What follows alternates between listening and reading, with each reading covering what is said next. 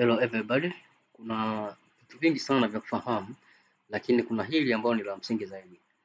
Unapoenda kununua kompyuta, basically tumezoea kucheki hard disk, tunacheki RAM, alafu tunacheki na processing system.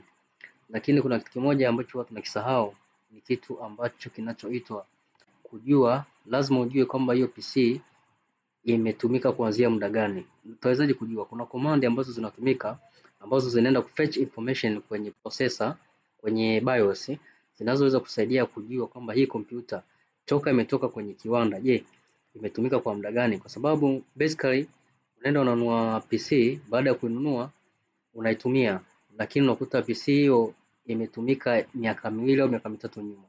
Hebu nikupe command hizi. Nenda katika starting button, andika SMD, then run as an administrator. Sawa, then allow, say yes. Alafu hapa andika del, press enter. Hapa itakupa tarehe. Hii command inatumika kusearch information moja kwa moja kwenye BIOS. Kwa hiyo hizi tarehe zinazopita maana yake na kuonesha kwamba hii kompyuta imeanza kutumika muda gani na wapi na muda gani na saa ngapi ilitumika. Maana hizi zinazopita hizi ni tarehe kwamba imetumika lini, imetumika saa ngapi, sawa? Na pia kuna command za kuangalia kama unataka kurecover any information, pia hizo command zipo. Kwa hiyo hii command ni command ndogo sana ambayo inaweza kusaidia kujua kwamba hii mashine imetumika. Kwa mfano hapa inapita inaniambia 2019. Kwa hiyo unakuta anaenda kununua dukani, umeenda kununua leo kompyuta, lakini inakuonesha tarehe za miaka ya nyuma kama miaka mitatu, miaka minne, wengine unakuta ni miaka mitano, wengine unakuta miaka sita. Kwa hiyo ukinunua kompyuta kama hiyo inaweza kamaliza lifespan kama ya mwaka mmoja au miaka miwili, alafu ikakuzimikia kwa sababu ishawahi kutumika mara nyingi sana.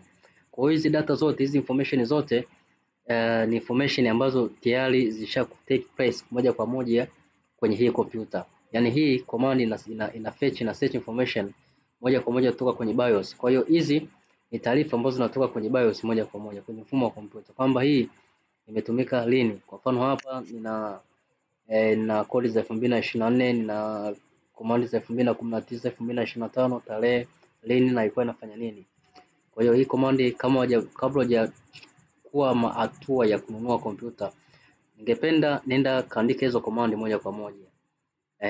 Hiyo ni deal, unaweka /s. Mimi nimeandika deal, imeniletea moja kwa moja, lakini kwa sababu nishailana hii command. Lakini kwa kweli ni mara ya kwanza utaandika deal,